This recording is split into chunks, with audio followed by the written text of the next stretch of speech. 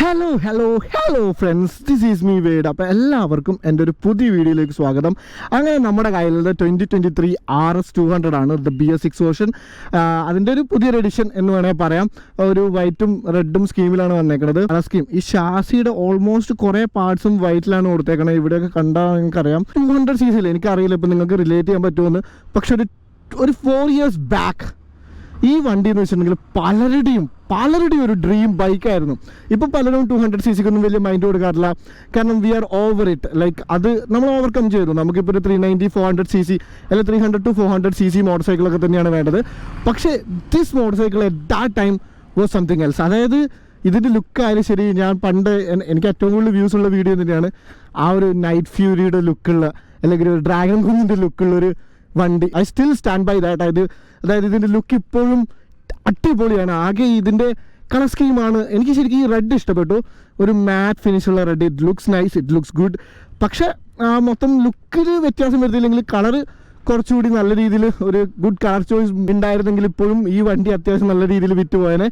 പക്ഷേ അൺഫോർച്ചുനേറ്റ്ലി നമ്മുടെ ടൈം മാറുന്നതിന് ബാക്കി കോമ്പറ്റീറ്റേഴ്സൊക്കെ നല്ല രീതിയിൽ മാറി.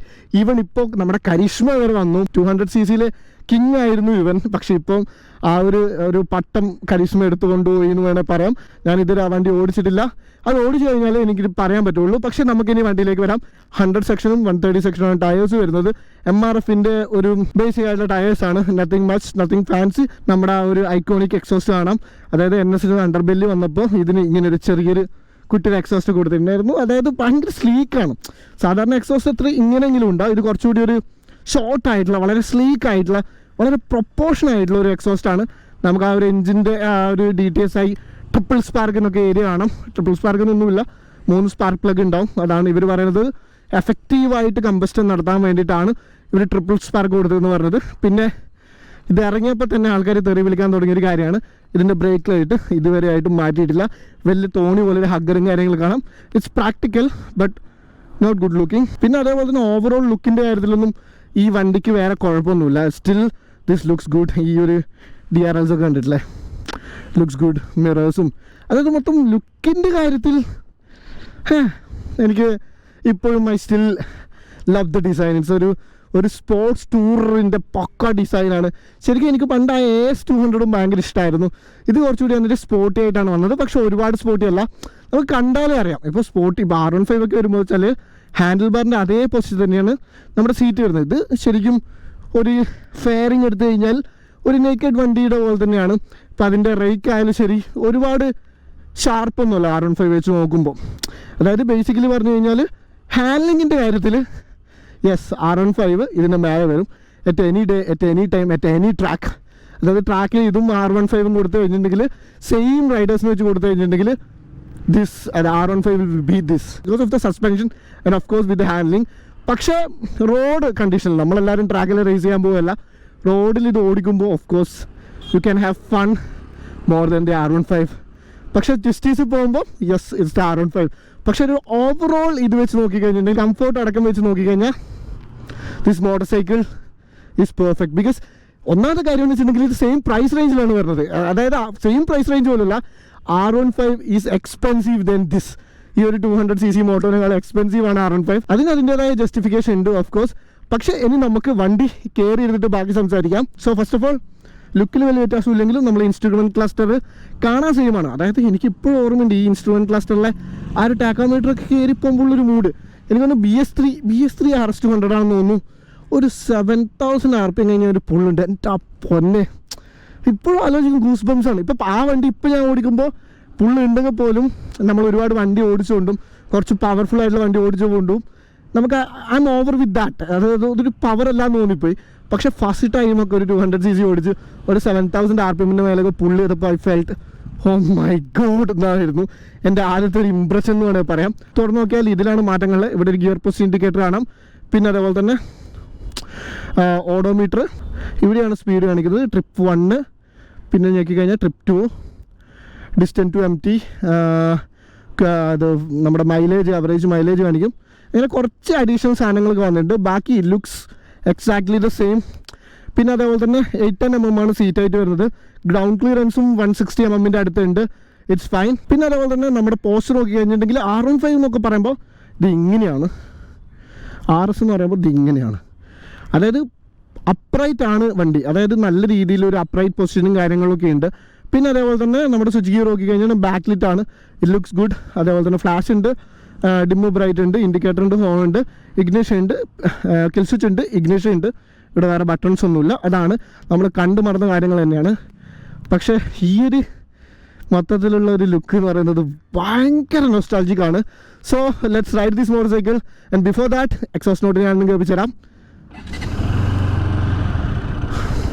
ആദ്യം തന്നെ ഇഗ്നിഷൻ അടിക്കുമ്പോൾ തന്നെ യു വിൽ ഫീൽ വൈബ്രേഷനൊക്കെ ചെറിയ രീതിയിലും ഇതിൽ വരുന്നുണ്ട്. പക്ഷേ compared to the older version നല്ല രീതിയിൽ റിഫൈൻഡ് ആയിട്ടുണ്ട്.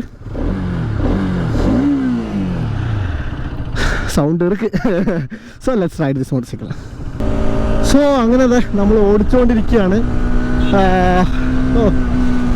ഒന്നാമത്തെ കാര്യം നമുക്ക് ആദ്യം എഞ്ചിൻ തന്നെ തുടങ്ങാം. പഴയ വണ്ടിനേക്കാളും മച്ച് മോർ റിഫൈൻഡ് ആയിട്ടുണ്ട്, കുറച്ചുകൂടി ഉണ്ട്. പക്ഷേ പണ്ട് ഒരു ടാങ്ക് നല്ല രീതിയിൽ വൈബ്രേഷനും അതേപോലെ സീറ്റിൽ നല്ല രീതിയിൽ വൈബ്രേഷനും ഒക്കെ കിട്ടിയിരുന്നു. ഇപ്പം എനിക്ക് തോന്നുന്നു ഫുഡ് പെഗിൽ അത്യാവശ്യം നല്ലൊരു ബസ്സി ഫീൽ ഉണ്ട് ഇത്. സോ അതൊരു കാര്യമാണ് കേട്ടോ. ബസ്സി ഫീൽ ഒരു 5000 RPM വരെ കുഴപ്പമില്ല. പക്ഷെ ആഫ്റ്റർ 5000 6000 മേലെ അങ്ങോട്ടേക്ക് നല്ല രീതിയിലൊരു വൈബ്സ് ഫീൽ ചെയ്യുന്നുണ്ട്. അതായത് ഒരു വൈബ്രേഷൻ പോലെ ഒരു ഫ്രീക്വൻസിയിൽ എന്നുള്ളൊരു വൈബ്സ് ഫീൽ ചെയ്യുന്നുണ്ട്. ആ ഒരു 5th ഗിയറിൽ എനിക്ക് തോന്നുന്നു ഓൾമോസ്റ്റ് എല്ലാ ഗിയേഴ്സിലും ആ ഒരു 5000 RPM കഴിഞ്ഞാൽ ഫുഡ് പെഗിലൊരു ബസ് ഫീൽ ചെയ്യുന്നുണ്ട്. ഇപ്പോൾ ഗ്ലൗസ് ഇട്ട് ഓടിച്ചുകൊണ്ട് ഒരു ഹയർ RPM കയറുമ്പോൾ നമ്മുടെ എന്താ പറയണ്ടേ ഹാൻഡിൽ ബാർസിൽ ഫീൽ ചെയ്യുന്നുണ്ട്. സീറ്റിലൊന്നും വലിയ രീതിയിൽ വരുന്നില്ല. അതാണ് vibrations is like you can live with this vibration. High compression ratio ഉള്ളൊരു എഞ്ചിനാണ്. ഒരു 200 cc അതിൽ കിട്ടാവുന്നതിലും മാക്സിമം പവർ ഇത് എടുക്കുന്നുമുണ്ട്. So you can blame the vibes. അത് അറിയുന്നവർക്ക് അറിയാം. ഇത്രയും സഫിസ്റ്റിക്കേറ്റഡ് ആയിട്ടുള്ള ഒരു എഞ്ചിൻ ഇത്രയും മാക്സ് പവർ ഔട്ട്പുട്ട് എടുക്കുമ്പോൾ of course there will be irregularities. That's അത്രയും ഭയങ്കര ഇറിറ്റേറ്റിംഗ് ആയിട്ടുള്ളൊന്നുമില്ല. പഴയ വണ്ടിയൊക്കെ ഓടിച്ചൊക്കെ അറിയാം ഭയങ്കര ഇറിറ്റേറ്റിംഗ് ആയിട്ടുള്ള വൈബ്രേഷനാണ്. അതൊന്നും ഇതിലില്ല. പിന്നെ അതേപോലെ തന്നെ ഇതിൻ്റെ അടുത്ത കാര്യം എന്ന് വെച്ചിട്ടുണ്ടെങ്കിൽ പവറാണ്. ഇതിന് പവർ ഫിഗേഴ്സ് വെച്ച് പറയുകയാണെങ്കിൽ ഒരു കാലത്ത് this was the ultimate weapon for every one. ഈ വണ്ടി ഈ എഞ്ചിൻ, അതായത് നമ്മൾ ഡ്യൂക്ക് 200 കണ്ടിട്ടുള്ള ആ എഞ്ചിൻ, RC 200 കണ്ടിട്ടുള്ള ആ എഞ്ചിൻ, ആ സെയിം എഞ്ചിൻ തന്നെയാണ് ഇതിനാണെങ്കിൽ ഒടുക്കത്തെ ടോപ്പ് സ്പീഡായിരുന്നു ആ ടൈം. ഇതായിരുന്നു ടോപ്പ് എന്ത് തർക്കം വന്നാലും RS 200 comes in to the chat എന്നൊക്കെ പറഞ്ഞ് അങ്ങനെയാണ് ആൾക്കാരുടെ കമന്റ് ബോക്സിലൊക്കെ. അല്ലെങ്കിൽ RS 200 വന്നിട്ടുണ്ടെങ്കിൽ R15 ലെഫ്റ്റ് ദ ചാറ്റ്. അതായത് ഏറ്റവും കൂടുതൽ ഇതിന് കമ്പാരിസൺ RC-നെക്കാളും കൂടുതൽ പോയേക്കുന്നത് R15നോടാണ്. ടു ബി ഫ്രാങ്ക് R15ഉം RS 200 ആൾക്കാരും ഇടിയായിരുന്നു. അതായത് ഏതിനായിരിക്കും ടോപ്പ് സ്പീഡ്. കാരണം RC 200 136 നിൽക്കും. ടോപ്പ് സ്പീഡ് ലോക്ക്ഡ് ആയിരുന്നു ആ ടൈം. 138 ഒക്കെ ആയിരുന്നു. ഇത് പക്ഷേ R15 എടുത്ത് ചില ആൾക്കാർ 150 ആയിരുന്നു, ഇതെടുത്ത് 160 ആൾക്കാർ ആയിരുന്നു. അങ്ങനെ ടോപ്പ് സ്പീഡ് ബഹളമായിരുന്നു. പക്ഷേ എഞ്ചിൻ്റെ ഇപ്പോഴത്തെ കാര്യം പറഞ്ഞു കഴിഞ്ഞിട്ടുണ്ടെങ്കിലും അത്യാവശ്യം നല്ല ടോർക്കി ആയിട്ടുള്ള എഞ്ചിനാണ്. ഇച്ചിരി ഒന്ന് ടോപ്പ് എൻഡ് സെൻട്രിക് ആണ്. പഴയതുപോലെ തന്നെയാണ്. ആ ടോപ്പ് എൻഡിലേക്ക് തന്നെയാണ്. ആ 24 PS ഒക്കെ തന്നെ ഒരു 8000 RPM തന്നെയാണുള്ളത്.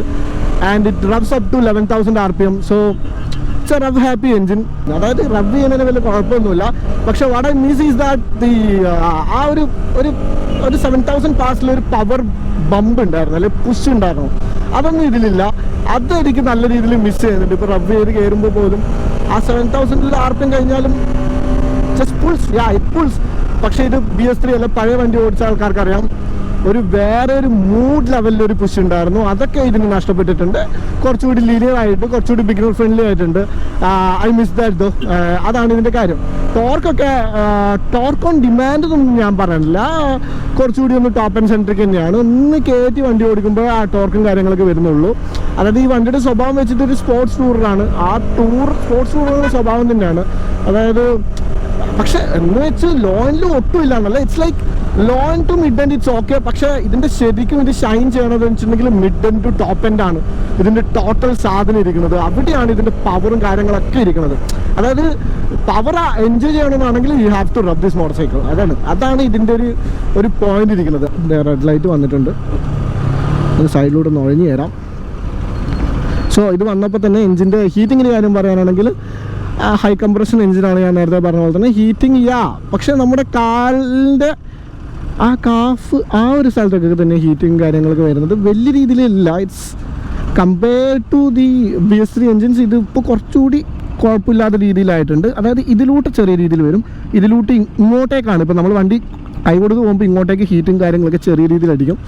പക്ഷേ നിങ്ങൾ അത്യാവശ്യം ഒരു ഡ്യൂക്കും കാര്യങ്ങളൊക്കെ ഓടിച്ച ഒരാളാണെങ്കിൽ, അതായത് ഹയർ CC വണ്ടി ഓടിച്ച ഒരാളാണെങ്കിൽ നിങ്ങൾക്ക് അറിയാം ദിസ് ഡസൻ മാറ്റർ. അപ്പം നിങ്ങൾ അങ്ങനെ ഒരു ഹയർ എൻഡ് വണ്ടികളൊക്കെ ഓടിച്ച് പരിചയമുണ്ട് കൂട്ടുകാരുടെ, എന്നിട്ടാണ് നിങ്ങൾ ഇതൊക്കെ എടുക്കുന്നതാണെങ്കിൽ ഇതിൻ്റെ ഹീറ്റിംഗ് ഒന്നും വലിയ അസ്വസ്ഥതയില്ലാതെ ഹീറ്റിംഗ് ആണ്. എന്താ പറയണ്ടേ, U can live with this. അതാണ് ഹീറ്റിങ്ങിൻ്റെ കാര്യം.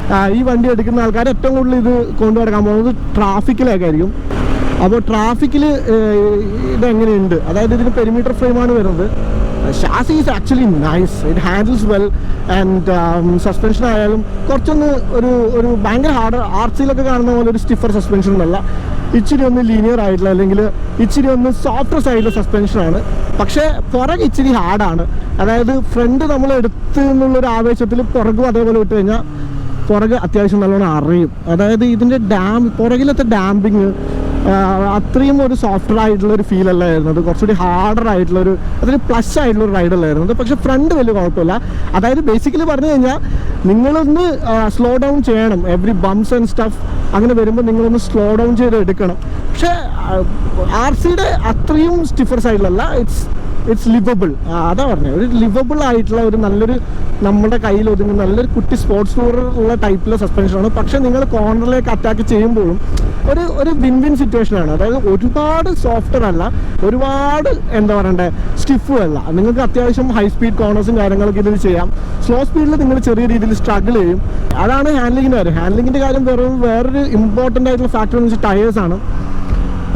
ഈ വണ്ടിയുടെ പെർഫോമൻസ് അല്ലെങ്കിൽ ഒരു സെറ്റിങ്സ് വെച്ചിട്ട് this can with good tyres this can handle pretty well. അതായത് നിങ്ങൾ ഭയങ്കര കോർണേഴ്സൊക്കെ ആഗ്രഹിച്ചെടുക്കുന്ന ഒരു വ്യക്തിയാണെങ്കിൽ എനിക്ക് തോന്നുന്നു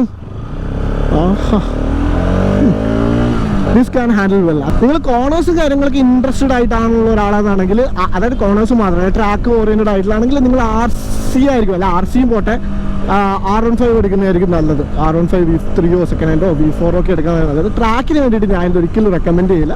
പക്ഷേ റോഡിൽ അത്യാവശ്യം ടൂറിങ്ങിനും കാര്യങ്ങളും ഇടയ്ക്ക് ഗാർഡ് റോഡ്സിലൊക്കെ പോകുമ്പോൾ അപ്പോഴൊക്കെ നമുക്ക് കോർണർ ചെയ്യാൻ പറ്റുമെന്നൊക്കെ ആണെങ്കിൽ yes you can do that.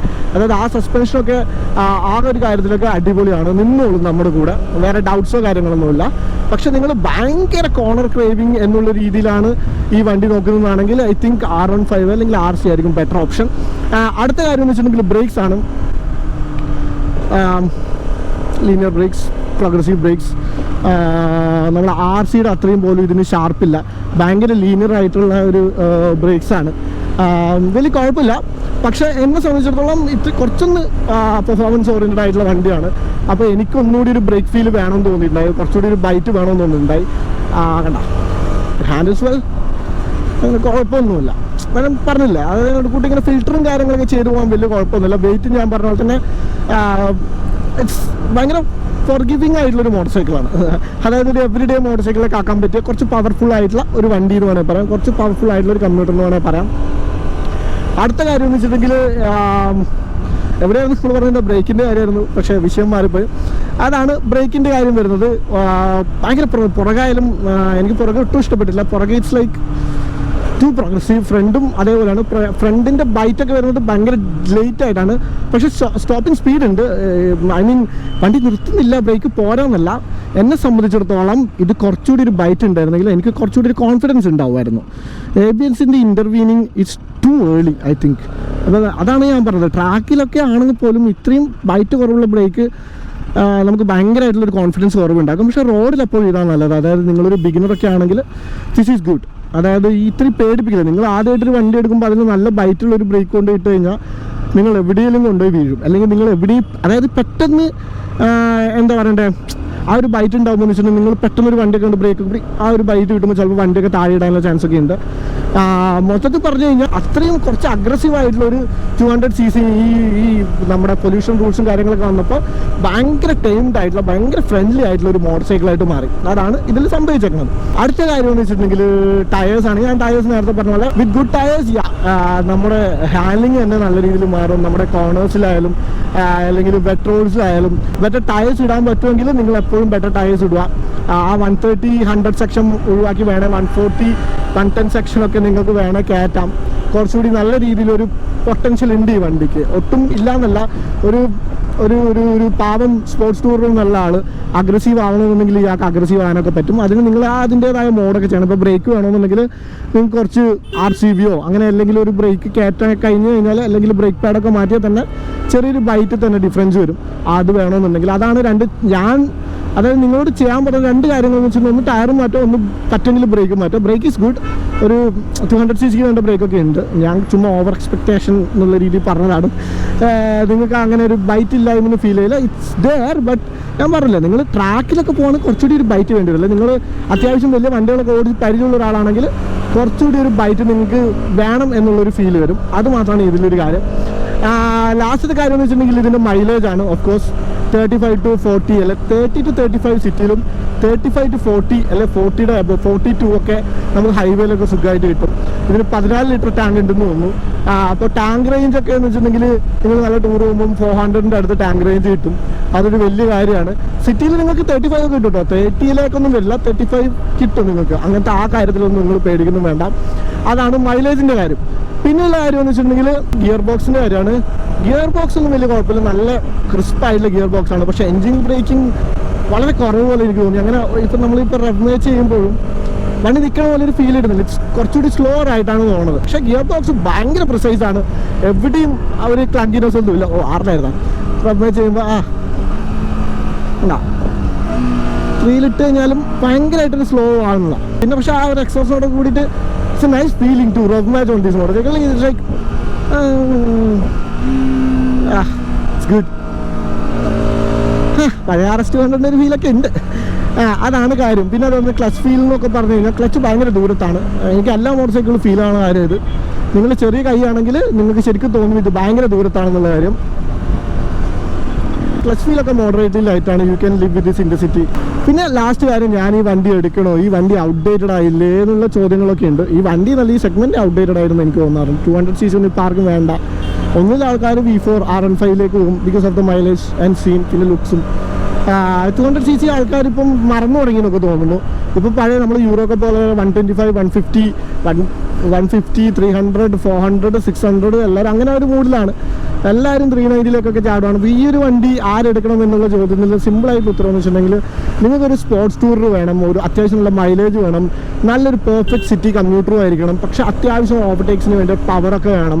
അത്യാവശ്യം പൊളിക്കാനൊക്കെ പറ്റണമെന്നുണ്ടെങ്കിൽ ആ ഒരു 200cc നോക്കിക്കഴിഞ്ഞാൽ നിങ്ങൾക്ക് ഇത് എടുക്കാം. വലിയ കുഴപ്പമൊന്നുമില്ല. പിന്നെ അതേപോലെ തന്നെ ബജാജ് പഴയതുപോലെ ഒന്നുമല്ല, അത്യാവശ്യം ഇപ്പോൾ കുറച്ചുകൂടി നല്ല റിലയബിൾ ആയിട്ടുണ്ട്. BS6 എഞ്ചിനൊക്കെ ഇറ്റ്സ് മോർ ദാൻ റിലയബിൾ. പഴയതുപോലെ ഒന്നുമല്ല, വലിയ കംപ്ലയിൻസ് ഒന്നും കേൾക്കണമില്ല.